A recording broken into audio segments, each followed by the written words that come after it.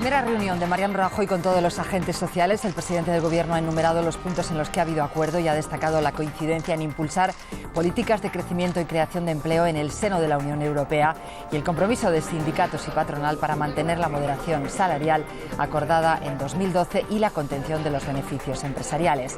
Lo que ve poco viable Mariano Rajoy es un pacto de Estado global, la principal reivindicación de los sindicatos. Ellos han dicho que aunque la reunión llega con 16 meses de retraso, siempre es positivo hablar y valoran que se reanude el diálogo social y la oferta de acuerdos concretos.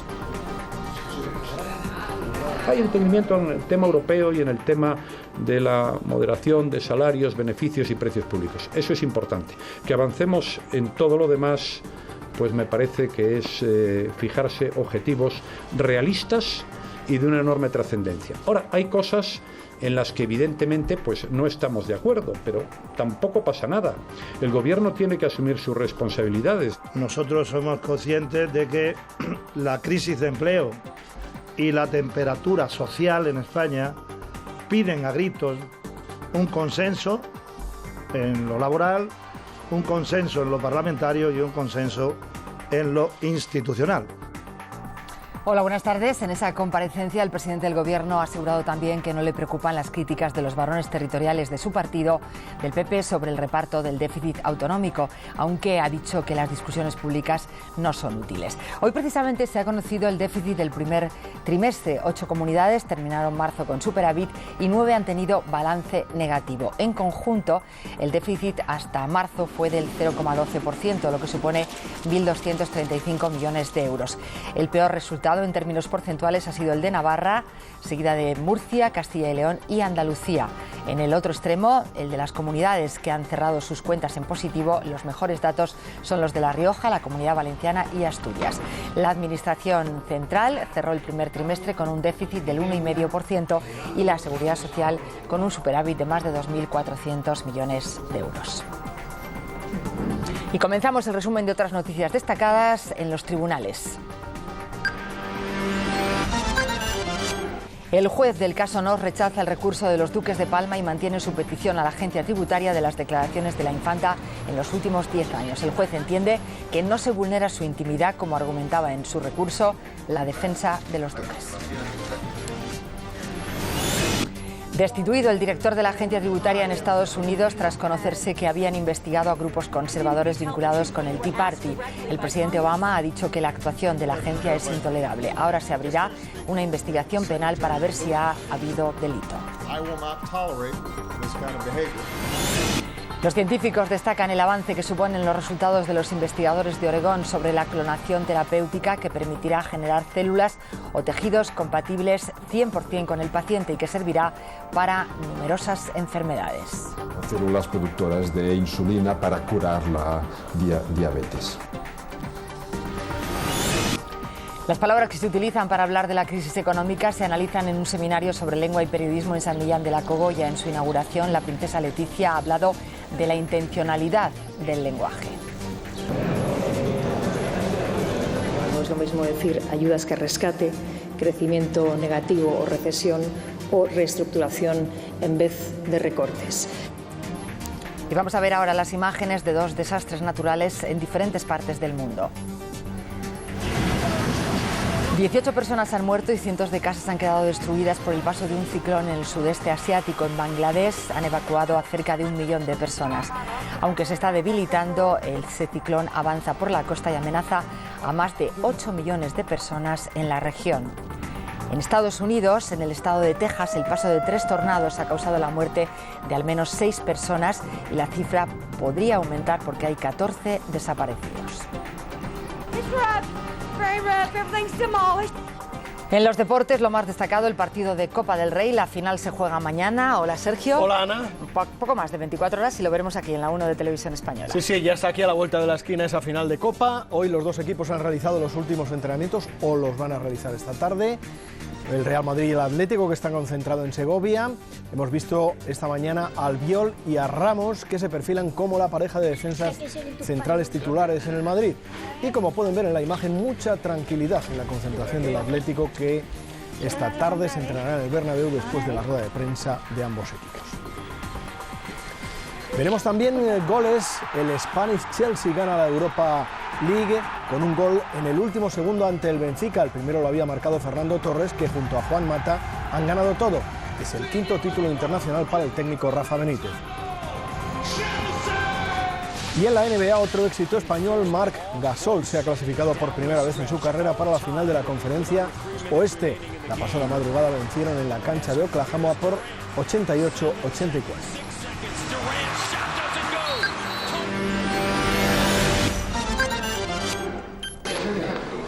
Es la primera reunión a tres bandas. Mariano Rajoy se ha reunido y algunos miembros de su gobierno con patronal y sindicatos. Es la primera en esta legislatura. El presidente les ha citado en el Palacio de la Moncloa y durante casi 3 horas han hablado de la crisis y de cómo hacerle frente. Todos han salido satisfechos de esa reunión y han mostrado su voluntad de mantener abierto el diálogo. Así lo han reflejado en un comunicado conjunto. Nos vamos en directo al Palacio de la Moncloa. Allí hemos escuchado las opiniones de UGT y comisiones obreras primero y después la del presidente del Gobierno en una comparecencia, esta última, que en principio no estaba prevista. Allí está Macarena Bartolomé. Macarena, ¿cuáles son las conclusiones del Gobierno y los sindicatos? La sensación que han transmitido unos y otros es que la reunión ha merecido la pena, que no ha sido una simple foto. Para los sindicatos supone la reanudación del diálogo social que dicen estaba roto desde el comienzo de la legislatura, y el presidente del Gobierno también ha dicho que ha salido del encuentro satisfecho. Tanto UGT como comisiones obreras han pedido un gran pacto, un gran plan de choque para la reactivación económica y la creación de empleo tanto en España como en Europa. Y los empresarios y los sindicatos se han reafirmado su compromiso de moderación salarial y de beneficios empresariales, y el Gobierno se ha comprometido a limitar los precios públicos o regulados. Toso y Méndez, como decía, han pedido a Rajoy un gran pacto, un pacto de todos. El presidente del Gobierno ha dicho que no se dan las circunstancias, no se dan las condiciones para ese gran pacto que tanto los sindicatos ven como una salida a la crisis, como una parte de la solución para salir de la crisis. El presidente del Gobierno ha destacado que más que un acuerdo global, lo importante son acuerdos puntuales. Dice que a veces se dan más importancia a las palabras que a los hechos, y a la pregunta de por qué no se dan esas circunstancias, esas condiciones para un gran pacto, Rajoy ha insistido en que el Gobierno tiene marcado el rumbo y que está dispuesto a asumir el coste de las medidas impopulares, mientras que el PSOE ha dicho le resulta más incómodo asumir ese desgaste. De positiva, así ha calificado el presidente del Gobierno la reunión. Rajoy destaca sobre todo las coincidencias, los acuerdos puntuales que se han alcanzado hoy. Dice que son objetivos realistas y de enorme trascendencia, y resta importancia a que no se logre un gran pacto. A veces le damos más importancia a las palabras que a los hechos concretos. Esto es muy importante. Son las grandes reformas que tiene pendientes la sociedad española y, por tanto, si avanzamos en la buena dirección, como ya hemos hecho en algunos temas, yo me daré por muy satisfecho. Rajoy valora el compromiso de los agentes sociales de hacer frente común en Bruselas para que Europa impulse políticas de crecimiento. También que participen en la reforma de la Administración y que vayan a hablar sobre el factor de sostenibilidad de las pensiones. El Gobierno anuncia además la creación de un grupo de trabajo para estudiar medidas de protección social para los más desfavorecidos. El presidente del Gobierno ha vuelto a reprochar al PSOE que no le haya apoyado en nada, ha dicho. A su juicio, el problema de los socialistas es que no están dispuestos a respaldar medidas impopulares. Yo lo que no voy es a negarle a nadie la posibilidad de llegar a un entendimiento, a nadie, pero claro, lo que tampoco puedo hacer, es que no debo hacerlo, es no tomar aquellas decisiones que son las que necesite la economía española. Yo estoy dispuesto a asumir el costo y a asumir el desgaste. A otros probablemente les resulte más incómodo. E insiste en que las medidas que propone la oposición son inviables porque suponen subir el gasto y no hay dinero, asegura. Para los sindicatos la reunión llega con 17 meses de retraso, pero ha merecido la pena. Comisiones Obreras y UGT dicen que es más que una foto y valoran que se retome el diálogo social. No se pierde el tiempo hablando. No vamos a decir que no a ningún escenario de negociación que se abra. Esta reunión ha podido generar una cierta expectativa y nosotros al menos no queremos que se acumule una nueva dosis de frustración. Aunque ellos querían más, los sindicatos insisten en que la situación es de emergencia nacional y que se necesita un acuerdo global. Sigo insistiendo es lo que creo que necesita este país. Este país necesita altura de miras, liderazgo, y el liderazgo lo debe poner el Gobierno. Méndez y Toso han entregado al Gobierno un documento en el que plantean aumentar los ingresos fiscales por la vía de la lucha contra el fraude o crear, entre otras cosas, una renta básica para familias sin recursos. Aprovechemos la holgura que nos da Europa hasta el 2016 para contener la sangría de destrucción de empleo y para proteger a aquellas personas que no tienen ninguna disponibilidad de renta. Los representantes de los empresarios no han dado su versión al terminar la reunión y se remiten al comunicado conjunto. El secretario general del PSOE, Alfredo Pérez Rubalcaba, ha dicho que la reunión es positiva, aunque cree que no ha dado de sí lo suficiente. Hoy estaba en Oviedo, donde ha insistido en que el Gobierno tiene que exigir cambios en Europa y abrirse a nuevas ideas para buscar un acuerdo. Rubalcaba ha llevado hoy sus propuestas económicas hasta Asturias, propuestas con las que sigue exigiendo un cambio en Bruselas. El líder del PSOE ha insistido en que hay que usar el dinero del rescate a la banca para dar más crédito a las pymes. En esto, asegura, Alemania está de su parte. ¿Quién iba a decirles a los socialistas que en este debate Alemania iba a posicionarse con nosotros? Hay una línea de crédito barata que podemos utilizar para recapitalizar de forma preventiva a los bancos y que llegue dinero a las pymes, que ese es nuestro objetivo. Cree que es esencial el acuerdo también en el debate sobre el déficit de las comunidades autónomas. Le pide al Gobierno que convoque ya el Consejo de Política Fiscal y Financiera. Cada comunidad pide lo que le viene bien y el Gobierno es el que tiene que buscar un acuerdo con las comunidades. En lugar de dejar que se enfrenten unas con otras, esto se arregla así. Que Montoro convoque a las comunidades por la tarde y busque un acuerdo que dé suficiencia a las comunidades autónomas. Un margen, dice, como el que Europa ha dado al Gobierno y que debería bastar para que las comunidades no tuvieran que aplicar más recortes en sanidad o educación. Al presidente del Gobierno le han preguntado hoy por las críticas de algunos varones regionales del PP que se oponen a un déficit diferente para las comunidades autónomas. Mariano Rajoy ha dicho que no le preocupan, asegura que ese no es ahora el asunto central de la economía española y cree que al final habrá acuerdo. Yo creo que las discusiones públicas no son útiles a estos efectos. Bueno, ya saben ustedes que yo soy bastante poco dado a ellas. Pero en fin, ¿qué le vamos a hacer, no? Pero no tengo especial preocupación en ese tema. Haremos una cosa sensata, razonable y equilibrada, que es lo que necesita la economía española y lo que todo el mundo aplaudirá. En medio de ese debate sobre el déficit de las comunidades, hoy se han publicado las cuentas del primer trimestre. 8 de ellas han registrado superávit y 9 tienen números rojos. La media del déficit ha sido del 0,12%. El objetivo que tienen para todo el año es del 1,2%. Las comunidades han terminado el trimestre debiendo 1.235 millones de euros. Es un déficit del 0,12% del Producto Interior Bruto, 11 décimas menos que en el mismo periodo del año pasado. Hay 9 comunidades con balances negativos entre ingresos y gastos, la peor Navarra, seguida de Murcia, Castilla y León y Andalucía. Y 8 que han cerrado sus cuentas en positivo, las mejores La Rioja, la Comunidad Valenciana y Asturias. El Gobierno dice que estas cifras van en la buena dirección para cumplir con los objetivos pactados con Bruselas. El recorrido, el camino que estamos haciendo como país, como Estado de las Autonomías, que está corrigiendo su déficit público a una velocidad como nadie esperaba. Bueno. Y sobre la polémica en torno a objetivos diferentes de déficit para este año, el ministro Cristóbal Montoro asegura que no existe agravio comparativo y que todas van a tener que seguir reduciéndolo. Las cifras de hoy son solo del primer trimestre e incluyen los adelantos de la Administración Central, que en parte las comunidades tendrán que devolver a lo largo del año. El déficit de esta Administración Central superó el 1,5% y la Seguridad Social cerró el trimestre con un superávit de más de 2.400 millones de euros. El juez que investiga el caso Nos mantendrá en su poder las declaraciones de la renta de los duques de Palma hasta que decida si hay delito fiscal. Iñaki Urdangarín y la infanta Cristina habían recurrido alegando vulneración de su intimidad, pero el juez hoy ha rechazado el recurso. El juez José Castro considera que no vulnera la intimidad de los duques de Palma al incorporar sus declaraciones de la renta en la instrucción del caso Nos. El juez tiene ya esas declaraciones, pero asegura que las de la infanta no las incorporará a la causa a la espera de determinadas decisiones, en referencia a una posible imputación de doña Cristina por delito fiscal. El diario El Mundo publica hoy que Aizón, la empresa de los duques de Palma, recibió 721.000 euros por asesorías ficticias a varias multinacionales entre el año 2007 y el 2009, cuando se suponía que el duque ya se había apartado del Instituto Noos por orden de la Casa Real. La defensa de Urdangarín ha dicho que no se trataba de trabajos fantasma, sino de asesoramientos que no necesitan documentación. Hay que tener documentos para gestionar los trabajos. Para realizar esos trabajos de pertenencia a un consejo de administración no tiene por qué haber documentos. Ha añadido que Urdangarín asesoraba a algunas empresas del IBEX. ¿Usted sabe lo que cobran los consejeros de las sociedades del IBEX? Más que yo seguro, pero...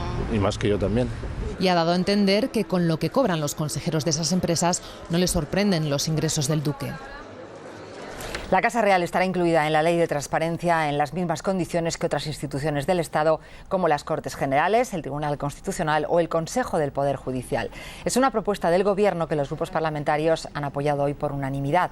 El artículo en el que estará la Casa Real dice que se trata de reforzar la transparencia de la actividad pública, garantizar el buen gobierno por parte de los responsables públicos y las consecuencias de su incumplimiento.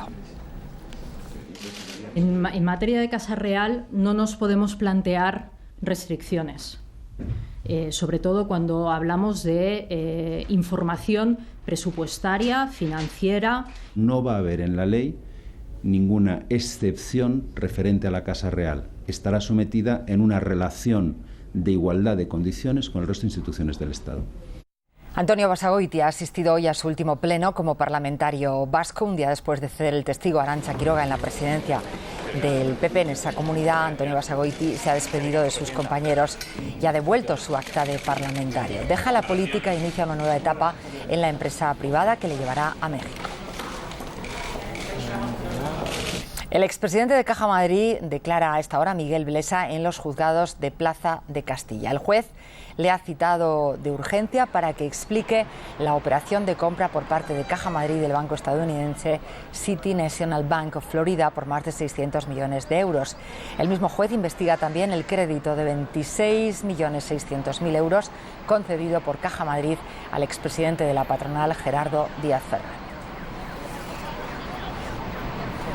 La Fiscalía Anticorrupción ha solicitado a la Audiencia Nacional que investigue al presidente de Pescanova, Manuel Fernández de Sousa, y a otros 3 directivos de esa entidad, de esa compañía, por posibles delitos de falseamiento de información y de cuentas y por uso de información privilegiada. Anticorrupción también pide que se admitan a trámite varias querellas contra otras empresas del grupo.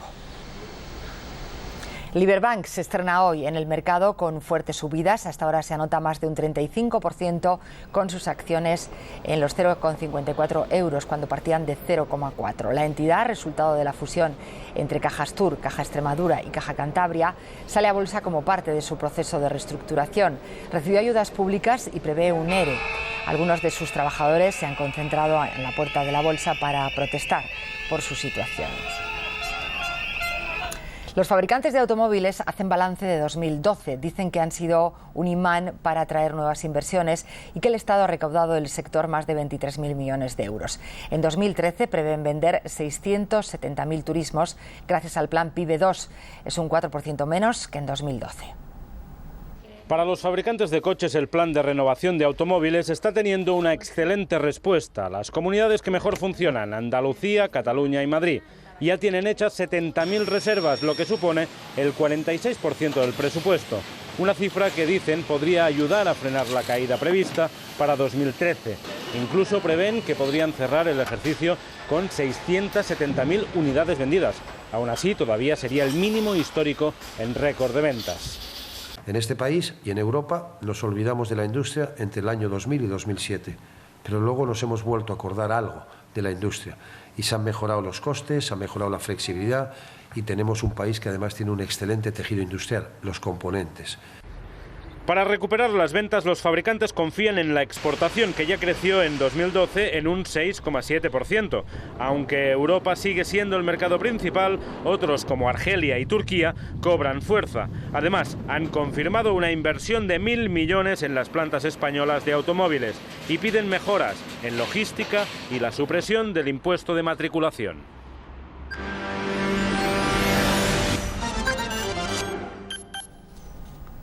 Está siendo una semana complicada para el presidente de Estados Unidos, Barack Obama, que anoche compareció de forma imprevista para anunciar la destitución del jefe de la agencia tributaria. Está acusado de investigar a los grupos más conservadores y contrarios al gobierno. Es un escándalo que se suma al del pinchazo de los teléfonos de la agencia de noticias Associated Press, por el que el secretario de Justicia compareció ayer durante horas ante el Congreso. Nos vamos a Washington para hablar con nuestro corresponsal Lorenzo Milá. Lorenzo, son dos casos que están haciendo mucho ruido, aunque todavía no está claro el papel que ha jugado la Casa Blanca.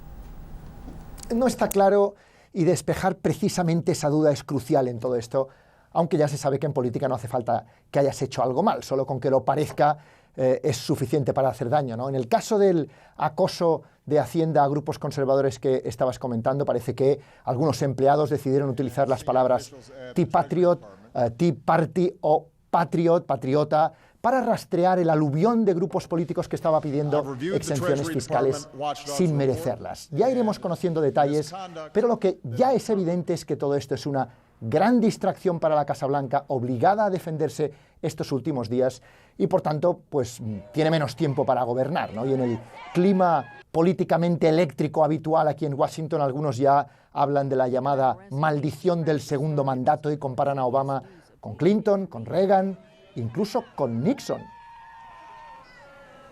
Control de daños y apagafuegos es todo lo que la Casa Blanca puede hacer estos últimos días envuelta en ruido. Anoche, en una comparecencia imprevista, el presidente Obama dijo haber leído el informe de Hacienda y anunció el cese del director de la agencia tributaria, Steve Miller.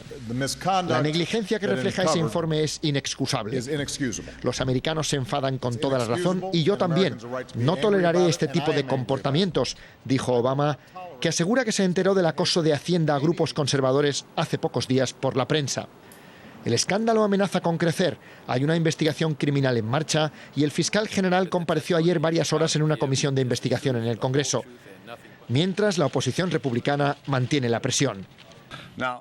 Mi pregunta no es quién más va a dimitir, sino quién va a ir a la cárcel, dijo ayer el presidente de la Cámara Baja, John Boehner. Sobre la Casa Blanca gravitan estos días otras dos polémicas: las escuchas del Departamento de Justicia a la agencia de noticias Associated Press por recibir filtraciones relacionadas con operaciones antiterroristas, y el ataque al consulado de Benghazi en Libia el año pasado. Los republicanos creen que la Casa Blanca maquilló aquel ataque en el que murió el embajador de Estados Unidos para proteger la candidatura de Obama a las presidenciales. El tema ha ido coleando desde entonces, pero ayer, en plena tormenta, la Casa Blanca decidió dar otro paso y hacer públicos correos electrónicos de aquellos días para demostrar que no hubo tal manipulación de datos. El caso es que todo esto junto ha puesto más presión sobre Obama que quizá nunca antes. Hablamos ahora de Rusia, donde han detenido al director de la filial del banco francés Société Générale. Le acusan de aceptar sobornos. Es el último caso de una serie de operaciones anticorrupción que Vladimir Putin destaca como una de las señas de su presidencia, aunque algunos ven intencionalidad política en estas detenciones. Los agentes entran en la filial del banco francés Société Générale en Rusia. Buscan a su consejero delegado. Según los investigadores, acaba de cobrar parte de una comisión ilegal que exigió para conceder un préstamo. El golpe daña a uno de los pocos bancos extranjeros con peso en Rusia, un mercado donde, según los expertos, son frecuentes los sobornos y las comisiones. Es el último caso de la lucha contra la corrupción que Putin ha lanzado en su nueva etapa como presidente. Los escándalos golpean a varios ministerios y han apartado, por ejemplo, al ministro de Defensa, mezclado en una trama de venta de recursos del Estado. La corrupción en Rusia llega prácticamente a todos los rincones de la sociedad, desde los despachos hasta la policía de tráfico o las universidades. Según el Comité Anticorrupción, mueve cada año unos 200.000 millones de euros, es decir, aproximadamente un 15% del Producto Interior Bruto del país. Putin ha impulsado medidas para impedir que los diputados tengan cuentas bancarias en el extranjero. Deberán cancelarlas antes de julio, declarar sus propiedades fuera de Rusia y explicar cómo las consiguieron. La corrupción ocupa un lugar en la agenda política gracias en parte al opositor Alexei Navalny, que desde hace años destapa casos en la administración del Estado. Pero Navalny puede acabar en la cárcel si le condenan por robar fondos de una empresa, un caso desestimado en 2 ocasiones, pero que se reabrió en 2012 cuando se convirtió en una de las principales figuras de las protestas anti-Putin. Y de nuevo tenemos que hablar de la brutalidad de la guerra en Siria. En el vídeo que han difundido en Internet, al parecer combatientes de un grupo ligado a Al-Qaeda ejecutan a 11 militares de Al-Assad de un disparo en la cabeza. Nosotros hemos omitido las imágenes más duras y explícitas. En la cinta aseguran que es una venganza por la matanza de decenas de personas en Banias, una matanza atribuida por la oposición a las tropas del régimen. La sucesión de atrocidades está restando apoyo internacional a los rebeldes. La ONU aprobó anoche, veíamos las imágenes hace unos instantes, aprobó una nueva condena al gobierno sirio, pero con menos votos que en ocasiones anteriores. Esa guerra de Siria ha obligado a 1,5 millones de personas a cruzar la frontera y refugiarse en países vecinos. Algunos, como Jordania, han creado auténticas ciudades para acogerlos. Un equipo de Enportada convivió durante varios días con los refugiados del campamento de Zaatari, donde aumenta la tensión cada día. Una espesa columna de humo nos guía hasta el lugar del accidente. Un nuevo incendio en una de las tiendas desata la ira.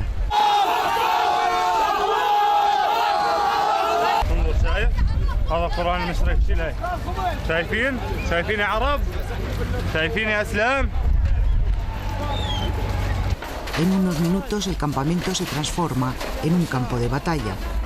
Muchas veces la emprenden a pedradas con la policía jordana, encargada de la seguridad del lugar. Acusan a la comunidad internacional de abandonarles y a los gobiernos árabes de mirar para otro lado.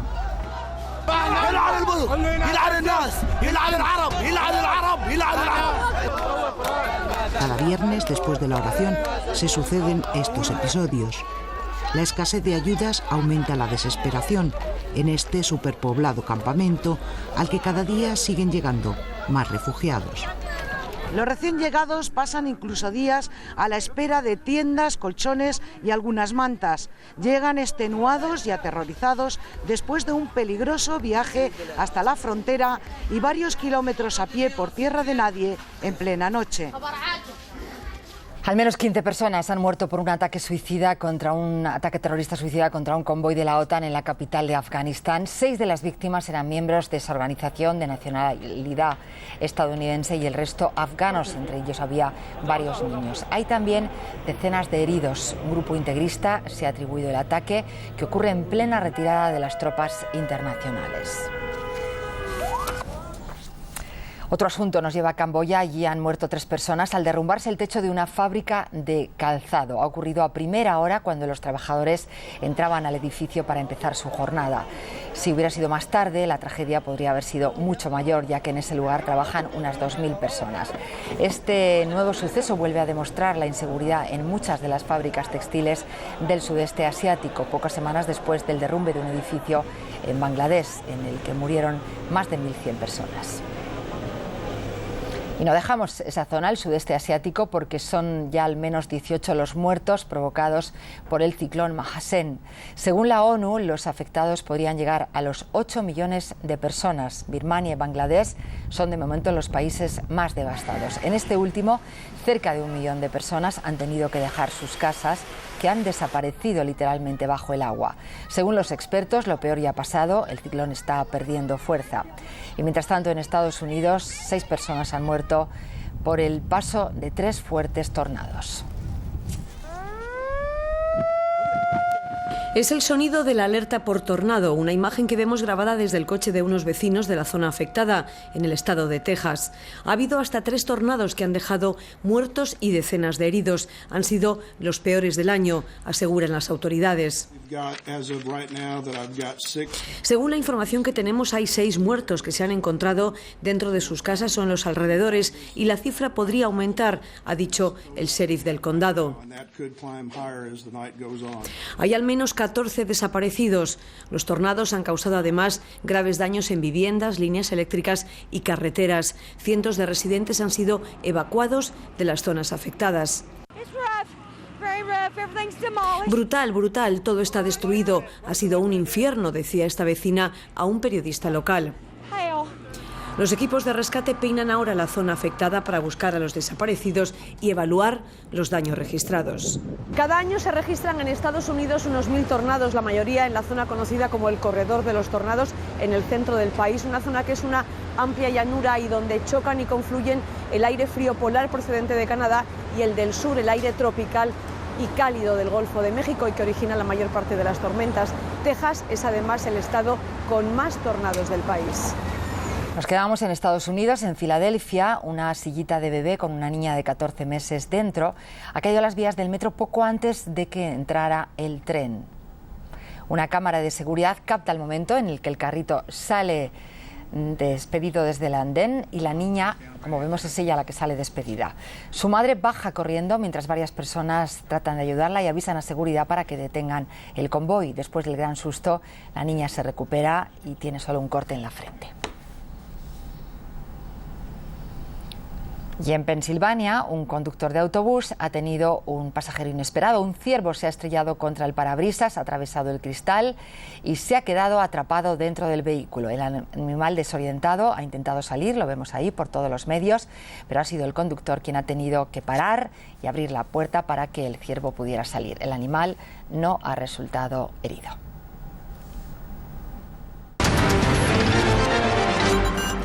Cuenta atrás para la final de la Copa del Rey entre el Real Madrid y el Atlético de Madrid. Mañana en la 1 de Televisión Española. Las casi 600 entradas que quedan por vender en las taquillas son las más caras.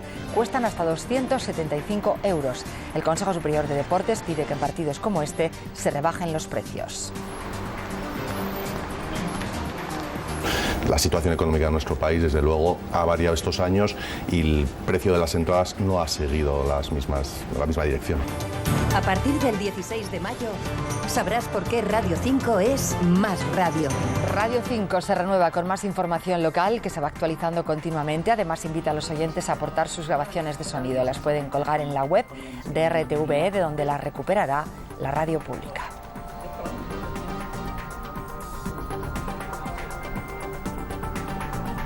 Su Código da Vinci es la novela más vendida de la historia y ahora Dan Brown publica Inferno. El argumento se ha mantenido en el más absoluto secreto hasta el punto de que los 11 traductores estuvieron encerrados en un búnker de Milán durante 2 meses totalmente aislados.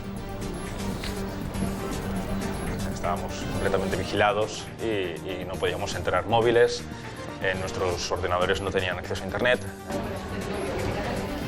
Son noticias que vamos a ampliar enseguida, pero antes vamos con los nuevos detalles que se van conociendo sobre las aplicaciones de la clonación de células madre embrionarias de humanos que han conseguido un equipo de investigadores en Estados Unidos. Se sabe, por ejemplo, que está más cerca la posibilidad de crear células que sustituyan a las que no funcionan en enfermedades como el Alzheimer o la diabetes.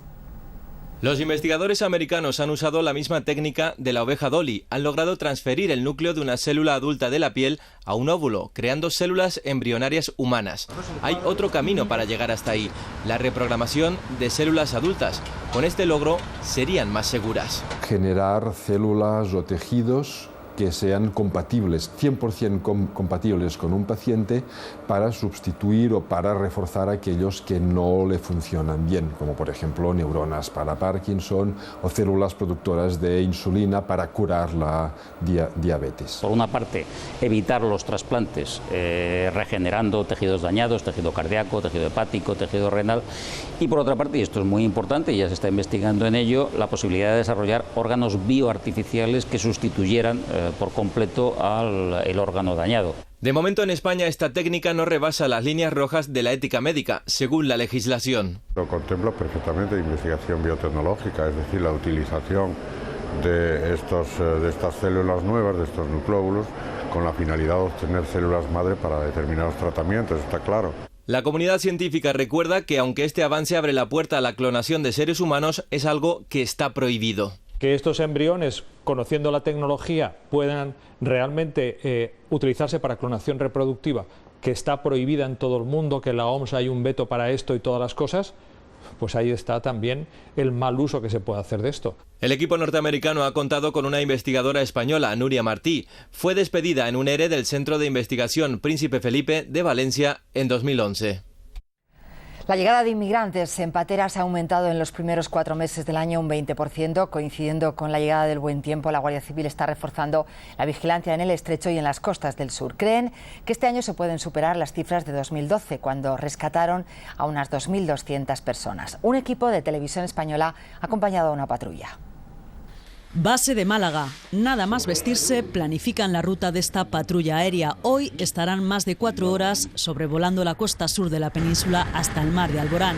Nos abrochamos los cinturones y despegamos. Lo que más ha primado es pues la asistencia y el control de la inmigración irregular.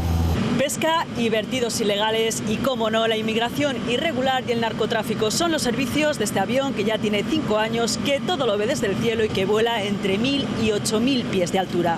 El primer aviso es una alerta de posible vertido ilegal. Las cámaras de gran precisión de este avión graban la matrícula del carguero, lo identifican, comprueban todo. Es una falsa alarma. Pero uno de los momentos más delicados es este. Ha pasado Papa, la posición de un contacto de interés, posiblemente una patera, sobre 18 o 20 personas. Ya tenemos los medios marítimos en la zona. La información visual llega también al Centro de Coordinación de Algeciras. Así se ponen en funcionamiento las labores de rescate con salvamento marítimo. Dicen que cuanto antes las vean cerca de las costas de origen, la actuación es más fácil y rápida. En los últimos años estamos viendo que, sobre todo después de la guerra de Libia, que vienen más del norte de África. Y del cielo nos bajamos al mar. Se acerca el verano y con él se preparan todos los medios para afrontar este fenómeno con su cara dramática. El primer cuatrimestre es un 20% por encima del año anterior, lo cual nos hace pensar de que si se mantiene esto, pues quedarán las estadísticas por encima de 2012. El pasado año se rescató a más de 2.200 víctimas de estas redes de inmigración irregular.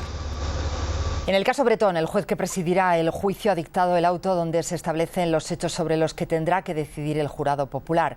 En el banquillo se sentará José Bretón por el asesinato de sus 2 hijos. La vista empezará el 17 de junio. El jurado tendrá que decidir si el acusado planeó matar a sus hijos como venganza hacia su mujer, si decidió que el lugar más adecuado para hacerlo sería la finca de sus padres situada en el polígono de Las Quemadillas en Córdoba y si le suministró tranquilizantes. La defensa de José Bretón dice que demostrará que los indicios no pueden considerarse pruebas.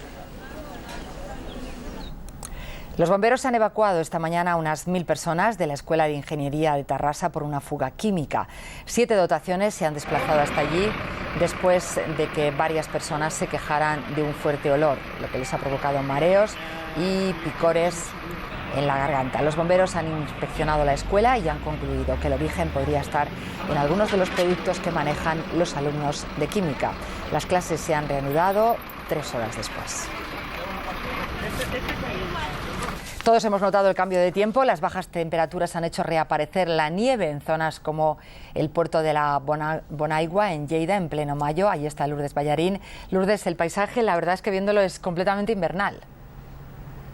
Sí, si no fuera porque la estación de esquí está cerrada, diríamos que estamos en plena temporada de invierno. Desde ayer han caído 30 centímetros de nieve y la cota ha bajado a los 1.000 metros. Aquí donde nos encontramos, a 2.300, en la parte más alta del puerto de la Bonaigua, en la C28, problemas de circulación no hay ahora, pero sí canales donde se acumulan 2,5 metros de nieve con desniveles de 300 metros hasta la carretera, lo que resulta peligroso porque en caso de desprenderse irían directamente a la vía. Precisamente el riesgo de aludes, junto con la gran cantidad de nieve acumulada y la dificultad de no poderla retirar, el no dar abasto para retirarla de la vía, son los motivos por los cuales este puerto ha permanecido cerrado este año unos 50 días. Gracias, Lourdes. Como siempre, después del telediario, información detallada sobre el tiempo que nos espera para las próximas horas y días. Hoy en San Millán de la Cogolla, en La Rioja, periodistas, lingüistas y economistas analizan los nuevos términos con los que nos hemos familiarizado a raíz de la crisis económica y que ya están en el lenguaje cotidiano. Es la 8ª edición del Congreso de Lengua y Periodismo que ha inaugurado la Princesa de Asturias. Dación en pago, austericidio, indignado son palabras que la crisis ha incorporado a nuestro día a día. En la cuna del castellano, la Princesa de Asturias ha inaugurado un seminario que analiza eso, el lenguaje de la crisis y cómo lo transmiten los periodistas, a los que ha pedido que sean rigurosos. De lo que sí estoy segura es de que la crisis tiene su propio lenguaje y que la utilización también puede ser intencionada. No es lo mismo decir ayudas que rescate, crecimiento negativo o recesión o reestructuración en vez de recortes. Los expertos coinciden, se han recuperado palabras en desuso y la lengua se ha enriquecido tomando otras palabras como escrache, habitual en el español de Argentina. Algunas van a vivir y otras quedarán reflejadas como meros pasajeros del momento. pero hay palabras que sí que van a continuar, yo creo. Es decir, todas esas que reflejan, por ejemplo, volatilidad, mini empleo, pues corralito. Yo creo que la creatividad está ahí, en el término austericidio, por ejemplo, o en el término precariado para definir a una nueva clase social, o en el propio término mileurista. Periodistas, lingüistas y economistas coinciden en que la crisis ha influido en nuestra forma de expresarnos, en nuestro vocabulario, y analizan cómo lo ha hecho a través de las redes sociales y de los movimientos de contestación ciudadana. De una manera muy innovadora ha demostrado que ha conseguido ganar lo que se llama la batalla de las narrativas o la batalla de las historias. Ya todos tenemos muy interiorizados lo de no es una crisis, es una estafa, no debemos, no pagamos, si se puede. Bueno, pues todo eso se ha conseguido gracias al poder de las multitudes que se apoyan en las nuevas tecnologías para conectarse, para establecer su discurso y para organizarse. Una lengua viva que compartimos 500 millones de hispanohablantes. Lo destacábamos hace unos minutos. Radio 5 estrena hoy programación. La radio pública apuesta por dar más voz a la información local, actualizar las noticias permanentemente y potenciar la participación de los oyentes a través del proyecto Radio 5.0. De hecho, los oyentes podrán subir sus propias grabaciones a la web y se emitirán en la emisora en Radio 5. Falta un día, mañana a las 9:30 de la noche. Es el estreno hoy de la nueva programación de Radio 5, una programación que entiende que la información local es clave, por eso van a apostar fuerte por ella. Hoy 60 alcaldes de toda España se han acercado ya a los micrófonos de esta nueva Radio 5. La información local va a tener un papel protagonista, y protagonista escrito con mayúsculas. Queremos abrir las puertas de Radio 5 a la sociedad, y en esa sociedad es importantísima la información local. Tenemos la escaleta siempre presente. Radio 5 sigue apostando fuerte por la actualidad. Ahora la información se renovará constantemente. Para ello, redactores, productores o documentalistas comparten una mesa de producción permanente. Cada uno desde su grupo profesional aporta su opinión y su valor para que esta mesa de producción permanente sea la que esté continuamente trabajando, incluso ideando sobre la información. Y como las nuevas tecnologías son ya el presente, Radio 5 se convierte también en Radio 5.0. Los oyentes podrán subir a una web social noticias con sus propios audios. Va a permitir hacer incursiones en eso que llamamos el periodismo ciudadano, y también dando la posibilidad a los oyentes de que tengan su minuto de radio a través de esa plataforma, que es muy fácil de usar y muy interesante desde el punto de vista conceptual y tecnológico. La información deportiva tendrá también espacios propios con hueco para todas las disciplinas. Más información, más análisis, más deporte. Y hoy hace 25 años que el teletexto llegó a nuestros televisores. Era un servicio revolucionario que, además de informar, facilitó mucho la vida a las personas con problemas auditivos. Durante el Mundial de Fútbol de 1982, Televisión Española inició las emisiones en pruebas, pero no fue hasta mayo del 88 cuando se estrenó oficialmente. En 1990 se empezaron a emitir programas subtitulados. Con solo pulsar un botón podemos acceder a toda la información actualizada. Fue una revolución en su día, precursora de Internet y de los actuales sistemas interactivos en España. La lucha por la Palma de Oro ha empezado hoy en el Festival de Cannes. Después de la inauguración del certamen de cine con el Gran Gatsby, hoy se han visto las primeras películas a concurso. Una historia francesa sobre la adolescencia y otra que llega desde México y que ha impresionado por su dureza. Si ya es difícil caminar por Cannes durante el festival, el florecimiento de paraguas tamaño XXL no ayuda mucho. Pero bueno, suena la campana y empieza la sección oficial con dos películas a concurso. La mexicana Eli de Amat Escalante, que te deja tan mal cuerpo que es complicado hasta hablar de ella. Un lugar indeterminado, el narcotráfico como telón de fondo, vidas torturadas, vidas que no valen nada. Cero esperanza para sus protagonistas. Durante la proyección, parte del público apartaba la mirada ante lo que veía y suspiraba, durísima. También se ha visto el nuevo trabajo de François Ozon, el director de En la casa, que triunfó en el Festival de San Sebastián. Ahora presenta Joven y Bonita.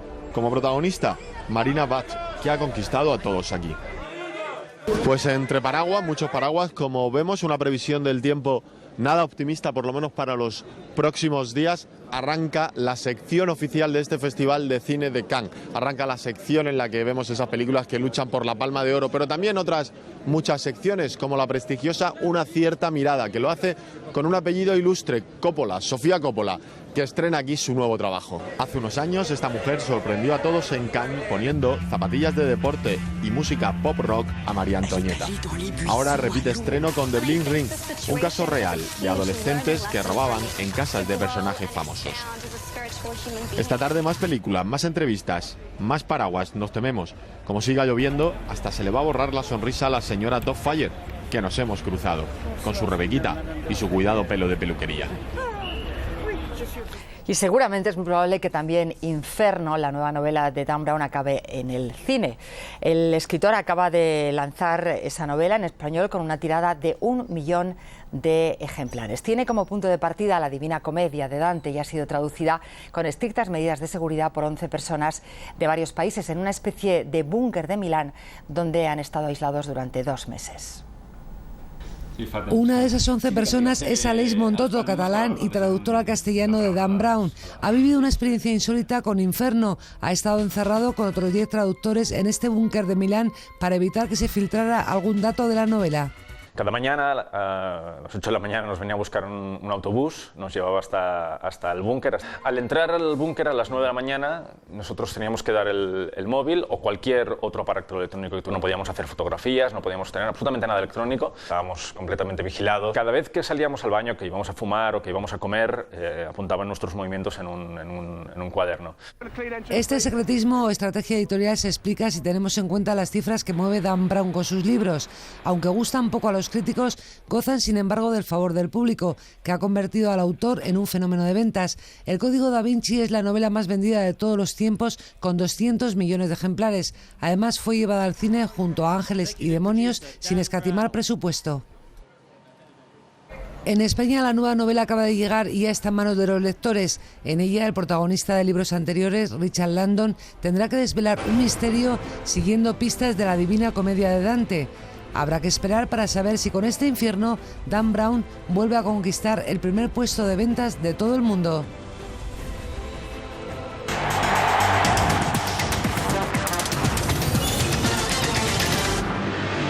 No hemos podido ni en Liga ni en la Champions pues conseguirlo, pues queremos hacerlo ahora en la Copa y por eso pues todas nuestras ganas están depositadas en este partido, ¿no? Aquí en el Atlético, que es lo más importante, somos un grupo, somos un equipo fuerte y eso puede ser un clave para ganar un final. Hola Sergio. Hola Ana. Los dos quieren por motivos diferentes, pero en cualquier caso los dos sueñan con ese trofeo, con la Copa del Rey. Sin duda alguna, el Atlético de Madrid lleva mucho tiempo buscando la revancha ante el Real Madrid, que la temporada no le ha ido demasiado bien, efectivamente. Partido clave para los dos equipos. Vamos con lo último, con los últimos datos de actualidad. El Madrid se ha entrenado esta mañana en Valdebebas. Ozil y Sergio Ramos están recuperados, así que van a jugar. Y Xabi Alonso, hemos escuchado un anticipo hace un momento, ha dicho también que tienen una deuda con la afición después de la ayuda que recibió el equipo en la Champions ante el Borussia Dortmund.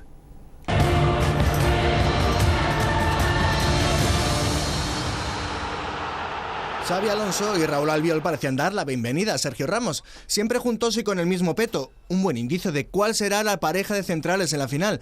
Ramos ha forzado y puede que en otro momento no tuviera el alta competitiva, pero como el resto de jugadores, quiere quitarse la espina de la eliminación de la Champions. Nos quedamos con esa tristeza de llegar tan lejos para al final no poder conseguir el objetivo que era la final, ¿no? Por lo tanto, ahora tenemos una ocasión de redimirnos con esta final. Nosotros vamos a dejarlo todo para poder ganarlo. En una entrevista a los medios del club, Xabi Alonso cree que hay motivos de sobra para creer en el equipo. Y la confianza también está en el equipo, ¿no? Nosotros pues nos encontramos en un buen momento. Aunque la situación no esté para bromas, las de Mourinho con Coentrao parecen imposibles de repetir con Pepe. El central ha estado arropado en todo momento por Cristiano Ronaldo. Para la final los jugadores quieren aislarse de los problemas internos y de los rumores de fuera. Los últimos vuelven a insistir con el interés del PSG sobre Cristiano. L'Equipe publica que tendría preparados 100 millones de euros para su fichaje y le pagaría 18 netos al año. En el mismo diario, Carlo Ancelotti dice que sus posibilidades de seguir en el equipo francés están al 50%, aunque no ha hablado todavía con el Madrid. En Alemania, en cambio, el diario Kicker publica en su portada el interés del club blanco por Heynckes. Lo decíamos al principio, tranquilidad es la palabra que mejor define lo que transmite el Atlético de Madrid en estos días previos a la final de Copa.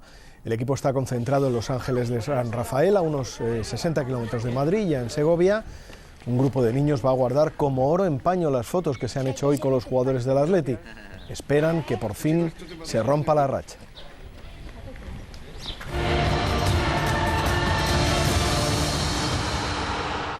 Yo creo que todo en esta vida tiene un tiempo, todo tiene un límite. Yo creo que llegará un momento en que acabaremos ganando al Madrid. Este año sí es la consigna de un equipo que quiere romper la mala racha ante el Madrid en una final y en casa del rival. Sí, es bueno, una partida especial. Quebrar esta racha de 14 años en su estadio para nosotros es buenísimo. Todos coinciden que Simeone es una de las claves de los rojiblancos, que ya ha dado a sus jugadores en San Rafael una consigna clara. Y hay que salir así al campo a jugar bien, a estar bien, agresivo. Sabiendo que la principal arma de los atléticos es... somos un equipo fuerte y eso puede ser un clave para ganar un final. Atacando el punto débil de los blancos. Intentaremos hacer daño donde creamos que ellos puedan tener más problemas.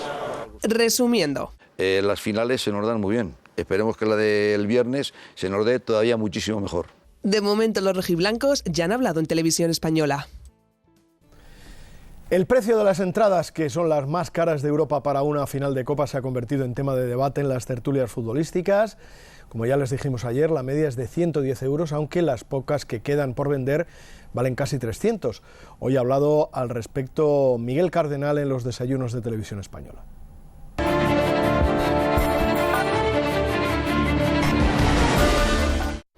El alto precio de las entradas para la final de Copa hace que, a falta de un día para el partido, todavía queden localidades a la venta, unas 500, eso sí, de las más caras.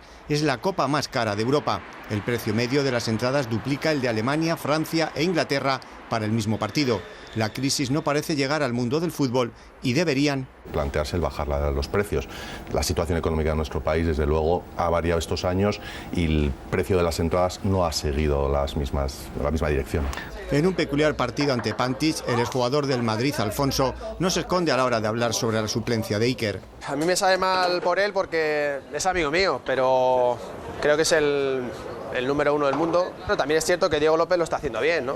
Para el ex del Atlético, Pantic, el jugador más determinante de los rojiblancos, es sin duda... Al cabo, por supuesto, por el goleador, porque estos partidos son para los grandes jugadores. De la misma opinión es otro exjugador madridista, Santillana, para quien en este tipo de partidos las estrellas de los equipos... Es donde tienen que aparecer, porque a veces estos grandes futbolistas son los que te hacen ganar una competición como esta, ¿no?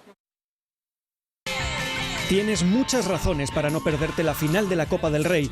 Real Madrid, Atlético, Cristiano Ronaldo, Falcao, Diego López, Courtois, Mourinho, Simeone, Cibeles, Neptuno. En el Santiago Bernabéu, en directo desde las 8 de la tarde, vívelo este viernes en la 1, Televisión Española Alta Definición, Radio Nacional y rtv.es. El Spanish Chelsea ganó anoche su primera Liga Europa.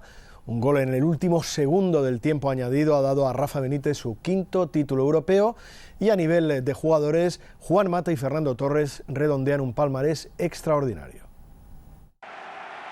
Nueva final europea y nueva victoria para Torres y Mata. Una Europa League que les convierte en los únicos jugadores en activo que pueden presumir de ser vigentes campeones del mundo, 2 veces de Europa, Champions y Europa League. Pero a pesar del resultado, no fue un buen partido del Chelsea. Los ingleses mostraron su cara más débil al principio del encuentro, pero el Benfica pagó su falta de acierto. Fue Torres en el 60 quien puso el primero en el marcador tras esta jugada a la contra. Y 8 minutos después, y tras una mano de Azpilicueta, el empate llegó con el gol de Cardozo desde los 11 metros. Ninguno quería la prórroga, pero cuando ya todos pensaban en ella, Ivanovic empujó al fondo de la red el gol que dio el título al Chelsea. Estamos muy felices, muy orgullosos del equipo. Hemos luchado mucho durante toda la temporada y al final ha tenido un final feliz. Quizá hoy en la final Benfica ha sido mejor que nosotros, pero durante la competición creo que podemos decir que somos el justo vencedor. Hoy la plantilla no era muy grande y nos hemos arreglado. No ha sido fácil, pero creo que lo hemos hecho bien. Por cierto, que el técnico volvió a dejar caer que Mourinho ocupará su lugar el año que viene. De momento, primera Europa League para el Chelsea y séptima final europea perdida por el Benfica desde que el último técnico en levantar la copa con los portugueses, Bela Goodman, aventurase que sin él no volverían a ganarla. En Barcelona se habla casi más de Víctor Valdés y de Neymar que de los 3 últimos partidos de Liga. En el Barça tienen prisa para convertir a Neymar en blaugrana. La operación ronda los 60 millones de euros y se está negociando en Brasil. No se descarta que este mismo fin de semana haya fumata blanca y se anuncie su fichaje después de que el Santos acabe de disputar la final del Campeonato Paulista. En la plantilla ya esperan al brasileño. Sería una alegría muy grande, yo creo, para el equipo, para todos, porque yo creo que nos haría más fuertes, mayor competencia en el ataque. Yo creo que también me viene bien en lo personal para seguir aprendiendo. Incluso cuando hemos ganado todos los títulos han fichado nuevos delanteros, o sea que esto es normal. Y normales son las quinielas con los nombres de los que se pueden ir. En lo personal, pues a lo mejor mi rendimiento pues me gustaría haber aportado mucho más, ¿no? Esperar a ver si el club decide contar conmigo, si el entrenador también y bueno, por ese lado la verdad que estoy tranquilo. Valdés ha vuelto hoy a los entrenamientos, Messi ha hecho fisioterapia y Adriano Alves y a Vidal trabajo específico. Les quedan 3 partidos de Liga y aún un objetivo. Acabar bien la temporada, intentar conseguir el objetivo que tenemos de 100 puntos y mañana ver la final de Copa por la 1 de Televisión Española. Nos hubiera gustado estar en esa final, no ha podido ser y bueno, desearle la suerte a los dos equipos, ¿no? Menuda se ha montado con el regreso de Maradona a Argentina. Hacía muchos meses que no volvía a su país y al pisar tierra argentina ha sucedido esto. Tengo voz, pero hablo, ¿sabe con quién? Con mis amigos. Con ustedes que son Ortiva no hablo. ¿Por qué Ortiva? Porque son Ortiva. Ese enfrentamiento, primero verbal con la prensa, continuó luego cuando Maradona lanzó piedras contra los periodistas. Un pasajero que viajaba en el mismo avión ha presentado una denuncia contra Maradona por abusos verbales y dijo que el astro argentino había bebido más de la cuenta en el vuelo.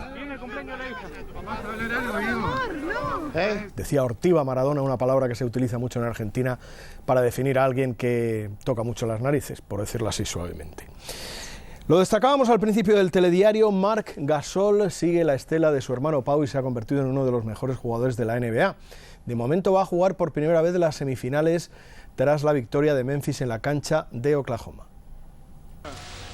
La franquicia de Tennessee jugará por primera vez en su historia una final del oeste de la mano de un español, Marc Gasol. El 33 de los Grizzlies recoge el testigo de su hermano Pau, que fue el líder que guió al equipo a disputar por primera vez una eliminatoria por el título, antes de su traspaso a los Lakers. La aportación de Marc en los 5 partidos de la semifinal ha sido determinante, con casi 20 puntos, más de 8 rebotes y 3 asistencias de promedio. Marc ha estado bien arropado por la labor de su compañero Zach Randolph, que lo ha abordado esta madrugada con un doble-doble, 28 puntos y 14 asistencias. Los Thunders notaron la ausencia por lesión de Russell Westbrook y la mala noche de su estrella Kevin Durant. Serge Ibaka anotó 17 puntos, aunque fue eliminado por faltas. Al final un poco de suspense, pero Memphis puso el 4-1 en su casillero por 88-84. Es increíble si miramos de dónde venimos, la ética de trabajo de Mike, la aportación de Marc. Seguiremos mejorando para crecer. Memphis espera rival en la final, San Antonio o Golden State, con un 3-2 para los tejanos, pero como advierte Pau Gasol en la felicitación a Marc, el equipo contra el que jueguen los Grizzlies ya puede estar preparado.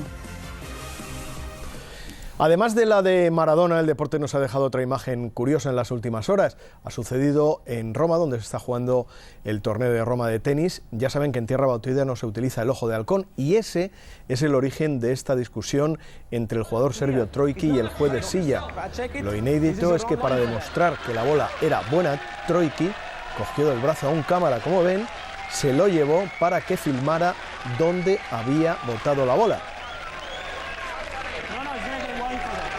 No le sirvió de mucho porque el árbitro mantuvo su decisión.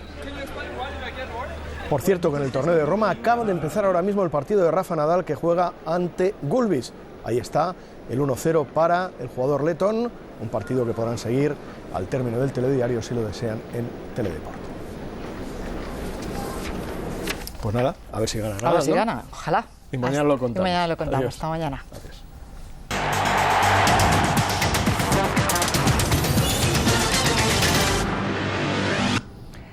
Televisión Española ha conseguido 6 premios en el World Media Festival de Hamburgo. El reportaje El desencanto de Europa, del programa de la 2 en portada, se ha llevado el Globo de Oro y el Gran Premio del Jurado al mejor trabajo informativo, un reportaje de nuestros compañeros Cristina Olea y Miguel Ángel Viñas, en el que se muestra la incertidumbre de los ciudadanos ante la crisis del modelo de bienestar a través de un recorrido por varios países europeos. El Globo de Oro al mejor documental ha sido para la coproducción de Televisión Española Los Olvidados de los Olvidados, que además ha sido reconocido en la categoría de interés social. Y Globos de Plata también para la serie Isabel y la miniserie Carta a Eva. Teatro y zarzuela se dan la mano en el nuevo montaje que dirige Andrés Lima. Viento es la dicha del amor, gira en torno al deseo amoroso. La obra está ambientada en un balneario donde se mezclan versos y erotismo. Es nuestra despedida de hoy. Hasta mañana. Compañía Ballet al escenario, muchas gracias. Ok, ponte ahí mismo. Últimas instrucciones antes de que se levante el telón. Andrés Lima repasa con actores, cantantes y bailarines su nueva zarzuela Viento es la dicha del amor. Y aparece el coro. Os adelantáis un paso y saludáis. Es una zarzuela barroca de una sensibilidad y una sofisticación especial, ¿no? Yo lo defino como un poema lírico en torno al deseo y con poesía contemporánea y base filosófica de Epicuro. Las ninfas huyen del templo. Epicuro, filósofo griego del siglo IV a.C., decía que la sabiduría debe conducir a la felicidad, y es lo que Andrés Lima quiere conseguir con esta obra, que sitúa en un balneario en los Alpes suizos en el siglo XXI. Todo lo que sucede en el escenario durante la representación sucede un poco por mi personaje que aparece allí, y entonces empiezan a suceder cosas que antes no pasaban. Ella es el personaje del amor que comienza a mover sus hilos y despierta en tres parejas un sentimiento universal, el deseo. Formo una de las tres parejas de enamorados que se buscan hasta que se encuentran. Humo, son mis obras. Y los encuentros se producen recitando versos de poetas del siglo XX. Poesía, danza y música se unen para hacer un homenaje al erotismo y a la belleza.